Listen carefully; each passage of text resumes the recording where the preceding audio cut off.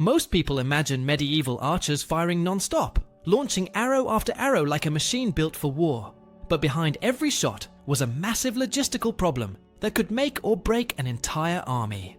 Supplying thousands of longbowmen wasn't just difficult, it was one of the hardest and most overlooked challenges of medieval warfare. Arrows had to be produced in huge quantities, moved across countries, delivered through active battlefields, and kept flowing under conditions that were anything but predictable. When the supply failed, armies collapsed. When it worked, it shaped some of the most decisive victories in English history. Number 1. The real problem with arrows. Anyone who watches medieval movies notices the same thing. Archers firing non-stop like their quivers are bottomless pits.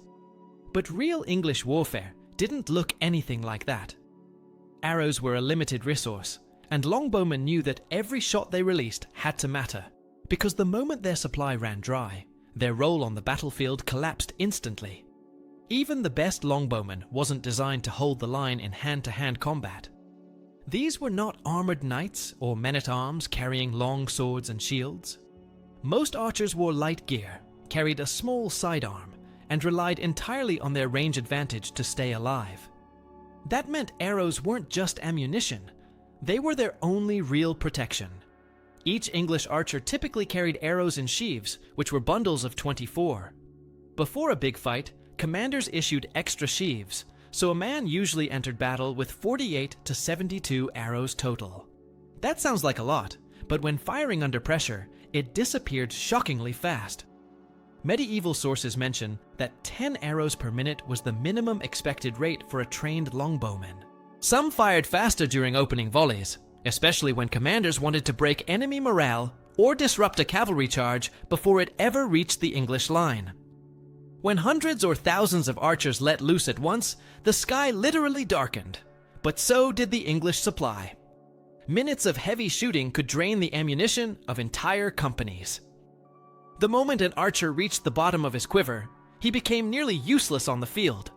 And the enemy knew it. English formations depended on those volleys to shape the battle. Without them, the whole tactical system broke down, leaving lightly equipped archers exposed to knights, infantry, and cavalry who were absolutely ready to close the distance. The Battle of Ardres in 1351 shows clearly how catastrophic this could be. The English force held a strong defensive position and successfully stopped multiple French assaults, pushing back charge after charge through disciplined arrow fire. But once their arrows ran out, everything turned against them. The French struck again when the English quivers were empty, and the longbowmen had to fight with daggers and swords against heavily armed opponents. They were never meant to hold a melee line, and the result was a complete collapse. This disaster taught English commanders an important lesson. The greatest risk wasn't losing archers, it was losing arrows.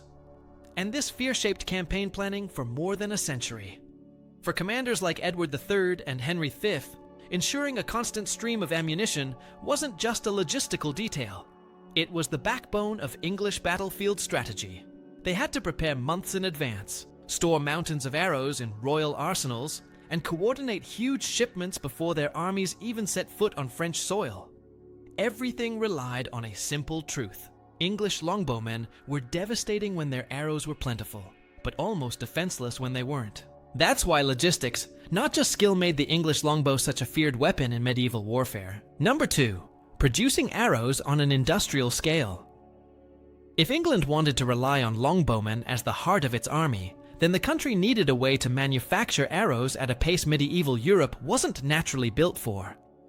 Surprisingly, England came very close to what we would call a proto-industrial system, dedicated to this single purpose.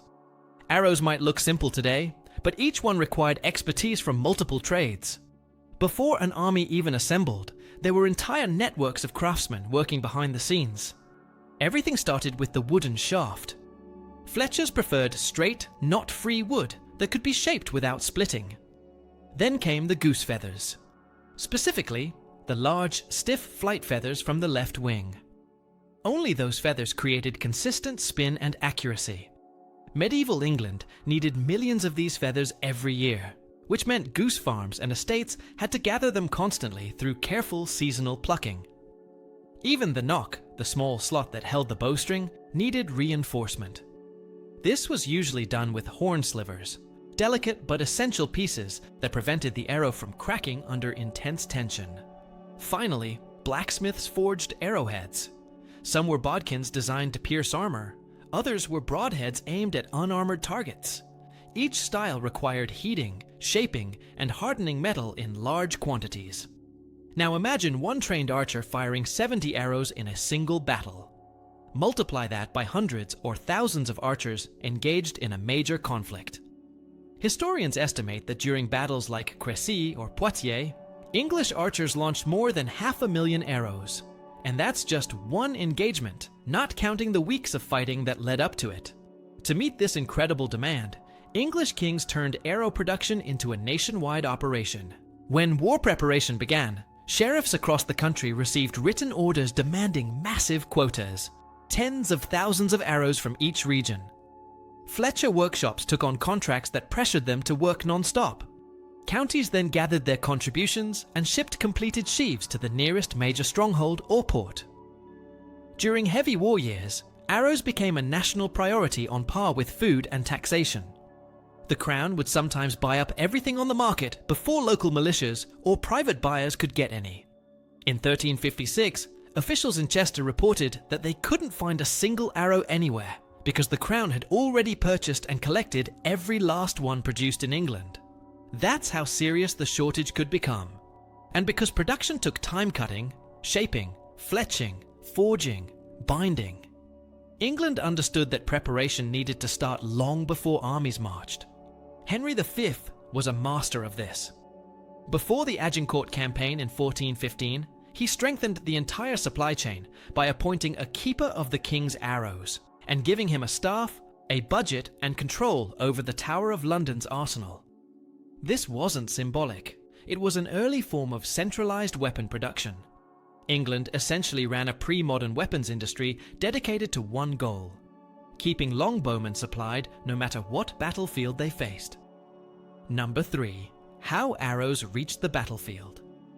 Producing the arrows was only the first half of the challenge. Getting them to the right place, at the right moment, during a chaotic medieval battle, was an entirely separate problem. After counties gathered their quotas, the arrows were packed into crates or barrels and delivered to major royal arsenals like the Tower of London. From there, they travelled to ports along the English Channel and were shipped to key hubs such as Calais, which acted as the main distribution centre for English armies fighting in France. When an army marched, it didn't travel alone. It moved with a large baggage train, carrying everything from food and tents to spare bowstrings and armour repair kits. And of course, barrels packed with freshly made arrows. Every company of archers had a wagon assigned specifically to them, loaded with replacement sheaves. But those wagons didn't sit anywhere close to the front lines during battle. The baggage train stayed well behind the formation, protected from cavalry charges and sudden flank attacks. That meant archers couldn't simply reach behind them and grab more ammunition. Someone had to bring it forward, and that job usually fell to camp followers people who traveled with the army, but weren't soldiers. Many were women, laborers, or teenagers responsible for cooking, washing, or helping with equipment. When the battle began, these individuals instantly switched roles. Women sorted arrows from the wagons, laying fresh sheaves out in neat bundles. Boys ran them to the front lines, weaving through chaos and noise while trying not to get crushed under panicking horses or charging infantry. This system wasn't optional. Without these runners, an English longbow line would collapse in minutes. The runners also shouted updates as they moved, letting captains know how much ammunition was left so they could decide whether to conserve shots or allow full volleys. Meanwhile, archers themselves rotated constantly. When a man ran out of arrows, he didn't stay in place. He stepped back, sprinted towards the supply area, grabbed what he needed, and then returned while another archer took his position. Over time, this rotation became smooth and automatic, almost like a choreographed movement that kept the front line firing non-stop. This constant movement, coordination, and flow of ammunition is what made the longbow so effective. It wasn't simply the weapon or the archer's strength. It was the entire logistical machine working behind them. ensuring that no matter how intense the battle became, fresh arrows were always within reach. Number 4. Henry V and the massive arrow buildup. Henry V understood something that most medieval kings barely thought about. Wars aren't won by courage alone. They're won by logistics. And nowhere was that more obvious than in the way he prepared arrows for his longbowmen. 2 years before the Agincourt campaign even began, Henry started quietly shaping England into a giant arrow factory. He wasn't taking any chances. He knew that once the army crossed the Channel, running out of arrows wasn't just inconvenient, it was fatal. The longbow was the backbone of English battlefield success, but only if it kept firing. So, Henry focused on one thing: stockpiling ammunition at a scale Europe had never seen. The first step was locking down the supply chain. He banned the export of weapons and arrows to foreign enemies to prevent English-made gear from ending up in the wrong hands. Then he created an entirely new royal office, the Keeper of the King's Arrows. Nicholas Minot, the man chosen for the job, wasn't just a craftsman. He became the logistical brain behind England's arrow production. His task was straightforward on paper, but almost overwhelming in reality. Gather, commission, and manage an endless flow of arrows for a war that hadn't even begun. Minot issued massive orders across London and the surrounding counties. We're not talking about a few hundred arrows. Some single orders demanded tens of thousands at once, and this happened repeatedly across months and years. Every region was expected to contribute. Every fletcher, bowyer, and blacksmith was pushed into service. Feather collectors plucked geese across the countryside. Workshops heated iron day and night to forge bodkins and broadheads. Henry's vision was clear. When the English army marched, every archer would have so many arrows available that the only limit would be how fast they could shoot.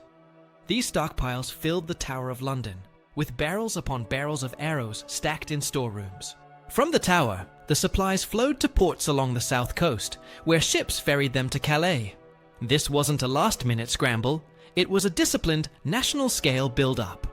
So when Henry finally marched toward Agincourt in 1415, he walked into France backed by one of the best-equipped armies of the Middle Ages. On the day of the battle, the results became impossible to ignore.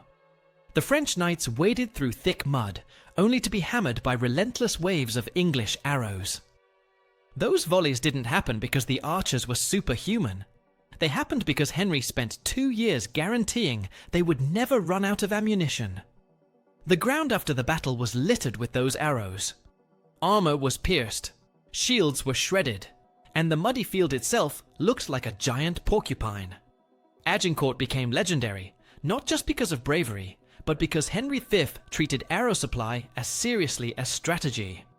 Without that preparation, the longbow would never have shaped European history the way it did. Number 5. Collecting and reusing arrows.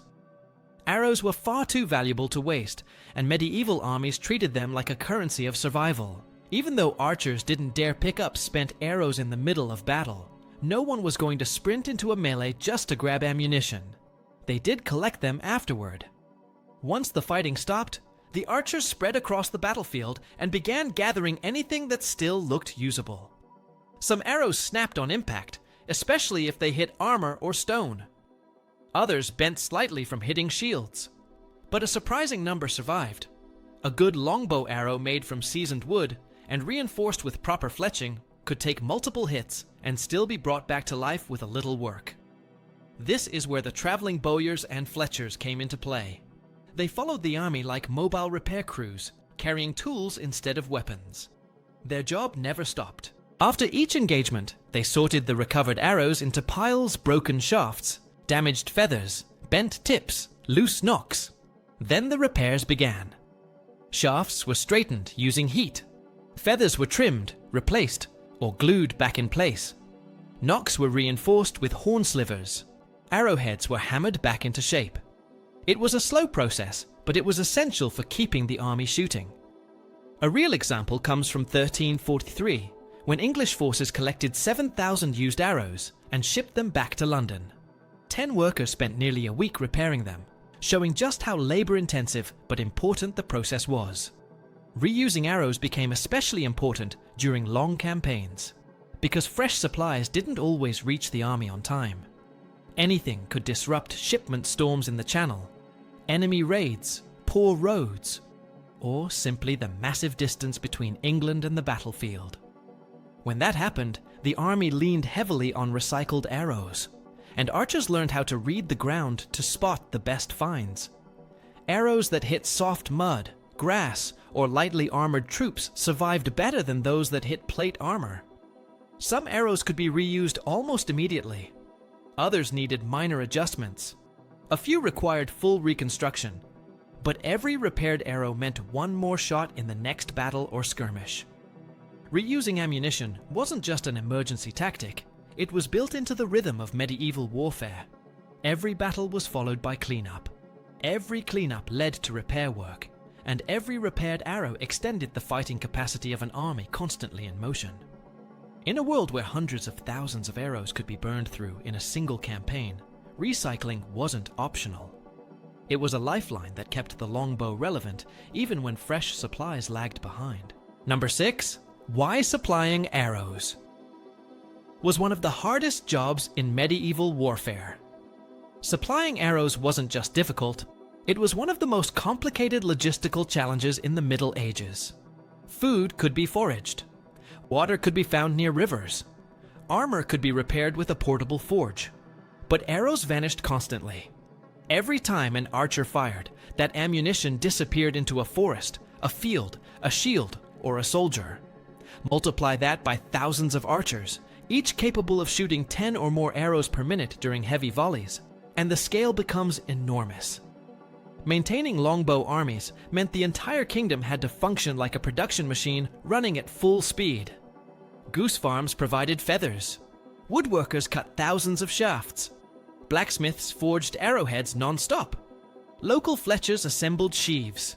Royal sheriffs collected shipments. The Tower of London stored them. Ships carried them to France. Wagons moved them through muddy roads. And camp followers sprinted them to the front lines. Every step in that chain had to work perfectly, because even one weak link could destroy an entire battle plan. If weather delayed a shipment, the archers would feel it. If one region failed to meet its quota, the royal arsenals would run low. If wagons got stuck, the firing line would dry out. And once archers ran out of arrows, their role so vital to English strategy collapsed instantly. What made this even harder is that arrows weren't reusable in the same way swords or armor were. A blade could last years. A shield could survive multiple campaigns. But arrows disappeared by the tens of thousands in a single afternoon. That meant England had to constantly produce more just to keep up, and the longbow system depended on more than just archers. It relied on a huge support network: farmers who raised geese, craftsmen who shaped wood, blacksmiths who forged iron, administrators who tracked quotas, ship crews who transported crates, wagon drivers who guarded supplies, and camp followers who physically carried ammunition during battles. This enormous collaboration made the longbow one of the most powerful weapons of the medieval world, but only because the supply chain behind it was just as strong as the bow itself. When everything clicked, England dominated battles like Crécy, Poitiers, and Agincourt. When the supply faltered, as at Ardra's archers died with empty quivers. In the end, supplying arrows wasn't a side job. It was the backbone of English military power. The longbow wasn't just a piece of wood and string. It was the final piece of a vast logistical puzzle. And the armies that mastered that puzzle didn't just fight better. They reshaped the entire landscape of medieval warfare for more than a century.